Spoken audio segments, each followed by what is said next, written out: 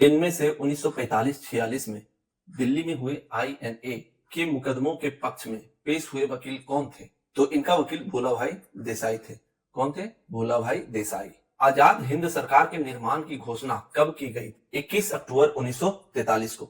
आजाद हिंद सरकार की घोषणा कब की गई थी? 21 अक्टूबर 1943 को। 1943 में आजाद हिंद फौज कहां अस्तित्व में आई? तो इसका सही उत्तर हो जाएगा सिंगापुर में। सिंगापुर में। आईएनए किसके दिमाग की उपज थी और किसने इसकी स्थापना की? तो इसका सही उत्तर होगा डॉक्टर मोहन सिंह। यह किनके दिमाग की उपज थी? Doctor Mohan Singh. Forward block की स्थापना किसने की? तो फॉरवर्ड ब्लॉक की स्थापना सुभाष चंद्र बोस ने की। सुभाष चंद्र बोस के नाम के पहले सम्मान सूचक नेताजी किस देश में जोड़ा गया? तो नेताजी का उपाधि जो मिला उनको जर्मनी में मिला। कहां मिला? जर्मनी में। अखिल भारतीय फॉरवर्ड ब्लॉक की स्थापना के लिए सुभाष चंद्र बोस से कौन जुड़े और आईएनए आंदोलन के साथ भी जुड़े रहे? तो इसका सही उत्तर हो जाएगा सीलभद्र याजी। सीलभद्र याजी। अब यहां पर हमें है सुमेलित करना है। एक पार्ट में शहर का नाम है और दूसरे पार्ट में वह किस राज्य से बिलोंग करता है, वह किस राज्य का हिस्सा है। बारदोली जो है वह गुजरात में है। कहां है बारदोली? गुजरात में। और चौरी चौरा उत्तर प्रदेश में।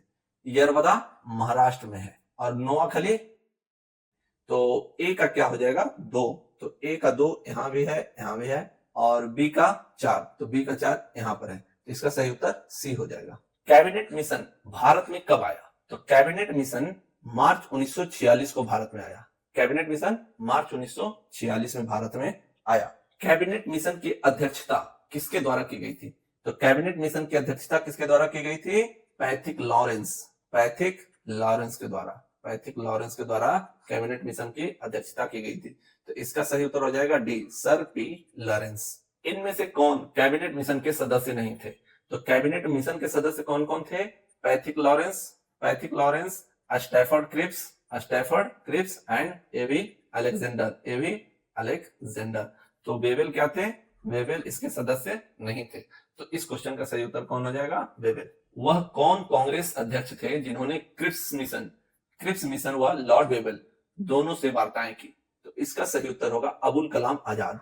कौन थे? अबुल कलाम आजाद। अंग्रेजों द्वारा भारतीयों को 1947 में सत्ता हस्तांतरित किए जाने के समय कांग्रेस अध्यक्ष कौन थे? तो उस समय कांग्रेस अध्यक्ष जेबी कृपलानी थे। कौन थे?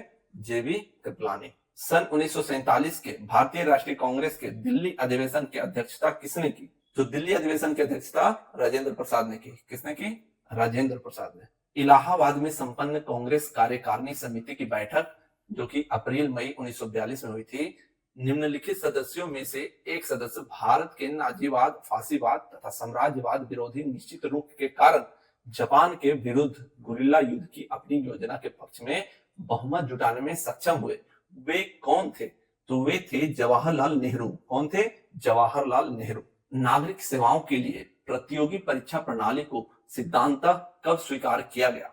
तो इसे 1853 में स्वीकार किया गया। निम्नलिखित में से किस अधिनियम के तहत लॉर्ड कॉर्नवालिस को अपनी काउंसिल के फैसलों को रद्द करने का अधिकार मिला था? किस अधिनियम के तहत लॉर्ड कॉर्नवालिस को अपनी काउंसिल के फैसलों को रद्द करने का अधिकार मिला था? 1786 का जो एक्ट था उसके तहत मिला था। भारत सरकार अधिनियम 1935 ने समाप्त की। तो 4 ऑप्शन जो दिया हुआ है इसमें से भारत सरकार अधिनियम 1935 ने क्या समाप्त की? तो प्रांतीय द्वैत शासन की जो व्यवस्था थी इसको इस कानून ने समाप्त कर दिया। स्तंभ 1 में अंकित नामों का स्तंभ 2 में अंकित नामों से सुमेल करें। तो स्तंभ 1 में पुस्तक है और स्तंभ 2 में लेखक है। तो पहला पुस्तक कौन है? History of the freedom movement in India. तो इसके लेखक कौन है? ताराचंद। इसके लेखक हैं Tarachand. History of the freedom movement in Bihar, तो इसके लेखक हैं के दत्ता। कौन है इसके लेखक? के दत्ता। और आनंद मठ के लेखक कौन है? Bankim Chandra Chatterjee. Precept of Jesus के लेखक हैं राजा राममोहन राय। और आवर इंडियन मुसलमान के लेखक हैं डब्ल्यू हंटर। कौन है? W Hunter. तो इस अनुसार सही सुमेल क्या होगा? तो history of the freedom movement A का पहला का कौन है? पहला का ए, तो ए यहां भी है, ए यहां भी है।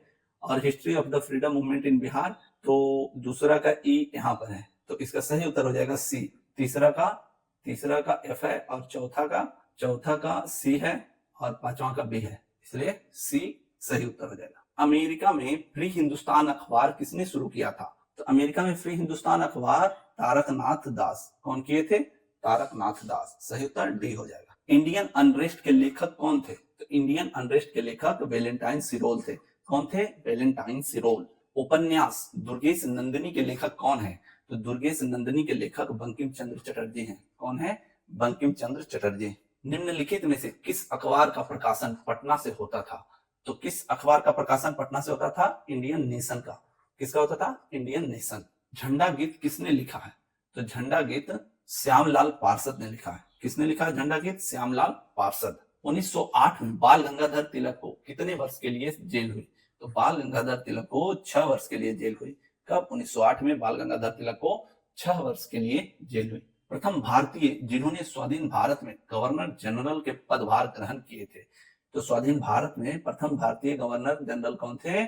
सी राजगोपालाचारी। कौन थे? सी राजगोपालाचारी। कौन से प्रसिद्ध भारतीय गुरुदेव के नाम से जाने जाते थे?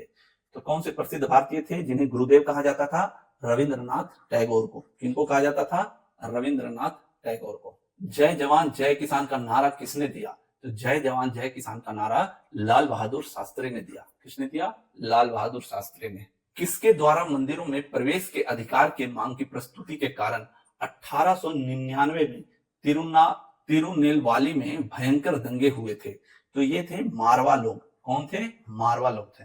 भारतीय राजनीति में 1947 के बाद किस महिला ने सर्वाधिक योगदान दिया था? तो किस महिला ने सर्वाधिक योगदान दिया था? अरुणा आसफ अली ने। किसने? अरुणा आसफ अली ने। अंतरिम सरकार में वित्त मंत्री कौन थे? तो अंतरिम सरकार में वित्त मंत्री लियाकत अली खान थे। कौन थे? लियाकत अली खान।